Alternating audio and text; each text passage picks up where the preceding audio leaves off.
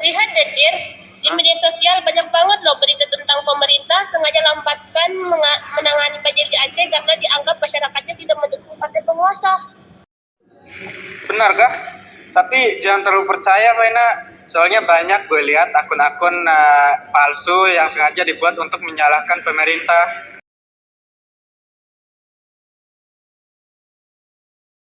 Kalian udah lihat video ini nggak? Katanya bantuan di korupsi. Ayo kita viralkan biar pemerintah malu.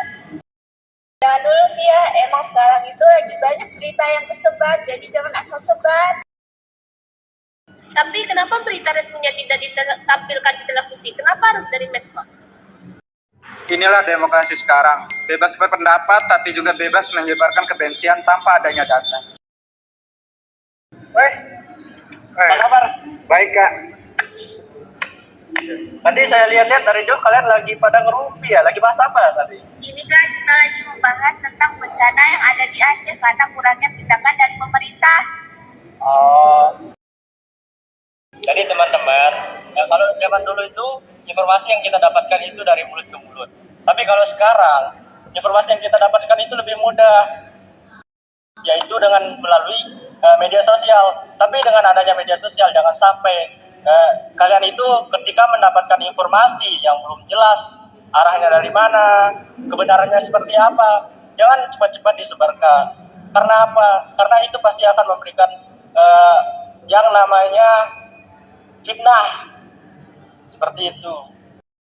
Tapi kita harus kritis Kak, soalnya ini hak kita. Kritis memang penting, tapi kritis tanpa solusi itu bukan kritis namanya, tapi ujaran kebencian. Bang saya banyak warga di pelosok belum terjangkau karena akses jaringannya terbatas. Jadi mari kita bantu dengan informasi yang benar di titik mana yang dibutuhkan dan apa yang kurang. Jadi selama ini kita hanya sibuk menyalahkan. Padahal kan bisa saja kita bertanya mereka butuh bantuan apa. Tepat sekali. Demokrasi itu bukan hanya tentang hak menyuarakan pendapat, tapi juga bertanggung jawab untuk menyuarakan kebenaran. Aku malu, padahal aku cuma FOMO doang. Ya, makanya jangan FOMO. Media sosial kan bisa kita gunakan untuk menjalin solidaritas supaya lebih bersatu, bukan untuk memecah belah. Pilihannya ada di kita. Nah, itu. Jadi teman-teman, demokrasi digital ini memberi ruang kebebasan berpendapat, tetapi juga rentan disalahgunakan untuk menyebar kebencian dan hoax. Pentingnya verifikasi informasi sebelum menyebarkan, terutama dalam situasi bencana yang penuh emosi. Kritik terhadap pemerintah adalah hak demokratis, tetapi harus disertai data, solusi, bukan hanya menyalahkan. Media sosial bisa menjadi alat solidaritas jika digunakan untuk koordinasi bantuan dan informasi yang akurat. Jadi partisipasi aktif warga dalam demokrasi tidak hanya melalui dunia nyata, tetapi juga bisa melalui dunia maya. Seperti contohnya di sosial media, bisa lewat ke aplikasi Instagram misalnya, TikTok ataupun Facebook, banyak di sana yang menyinggung tentang demokrasi.